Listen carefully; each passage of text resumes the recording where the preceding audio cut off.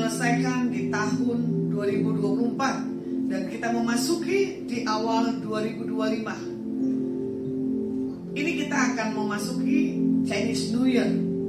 Berarti kan tinggal mengakhiri di tanggal 29 Januari ini. Bagaimana sesuatu yang akan dimulai di awal tahun kalender dunia dan awal tahun kalender orang-orang Chinese. Kemarin dibilang tahun naga, sekarang dibilang apa?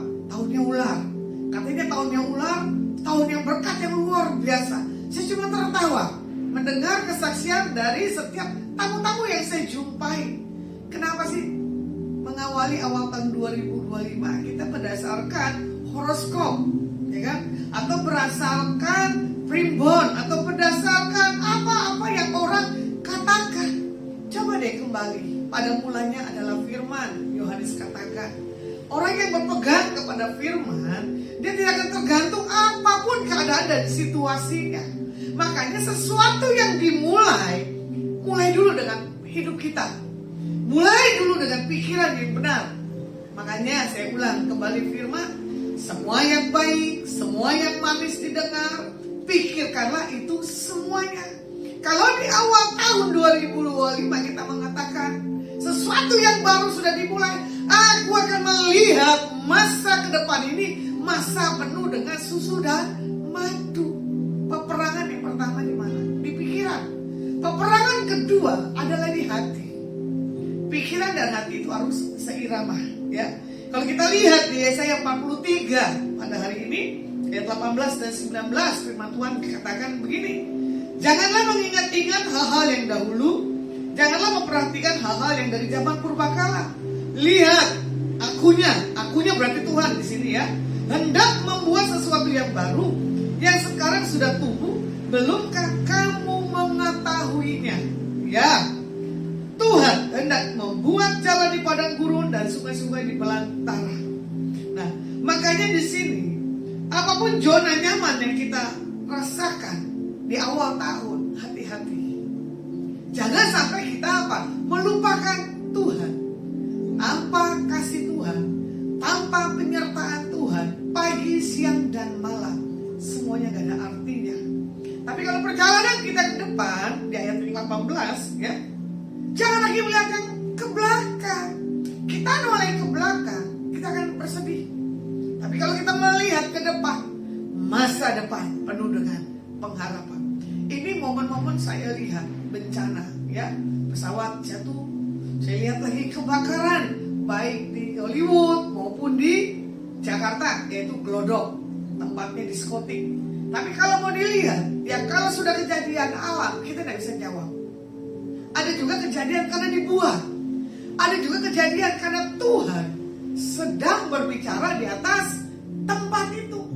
Cuman bagaimana sikap kita ini, pikiran, kemauan, perasaan kita dengan rasa yang syukur kepada Tuhan.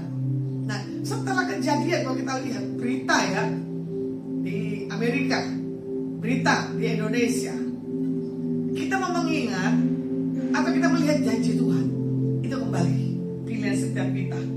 Makanya di sini dikatakan apa? Udah, jangan lihat lagi hal-hal yang di zaman purbakala. Lihat zaman yang penuh dengan pengharapan. Tanpa kasih Tuhan, tanpa penyertaan Tuhan, tanpa ada doa, pujian, penyembahan dan baca Alkitab dalam diri kita, kita tidak sanggup, kita tidak mampu.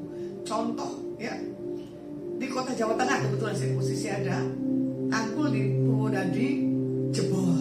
Nah ini dia, jebol dalam sekejap orang bisa komplain. Tapi ada nggak orang-orang berdoa, Tuhan saya lepaskan keselamatan, Tuhan saya lepaskan kebahagiaan atas Indonesia. Itu kan belum tahu, belum jelas. Tapi orang yang dalam keadaan apapun terjepit, yuk miliki sikap bersyukur, ya. Makanya di ayat ke-19-nya dibilang begini, lihat nih, Tuhan, ya kan, akunya membuat sesuatu yang baru. Sesuatu yang baru berarti kan gini, paradigma hidup kita dirubah. Sikap perkataan kita harus punya satu hal, penentuan integritas, Ya, makanya di sini dikatakan apa? Harus ada pertumbuhan iman. Harus ada sesuatu hal yang menggelora dalam diri kita. Hadapi dengan semangat, hadapi dengan senyum, apapun keadaan setiap kita anak-anak Tuhan. Makanya dibilang begini, ya, Tuhan hendak membuat jalan di padang gurun dan sungai-sungai di belantara dengan satu hal janji, tidak mengalami satu hal penderitaan dan kesakitan. Biarlah 2025 ini mengawali dan akan mengakhiri di bulan Januari 2025 ini, kita melihat yuk, orang yang bersuka cita di dalam Tuhan. Seperti firman Tuhan katakan di Mazmur, nanti-nantikanlah Tuhan. Orang yang bersuka cita, orang yang menanti-nantikan Tuhan, mendapatkan sesuatu yang baru. Dan dia akan mengalami satu hal, kemenangan demi kemenangan.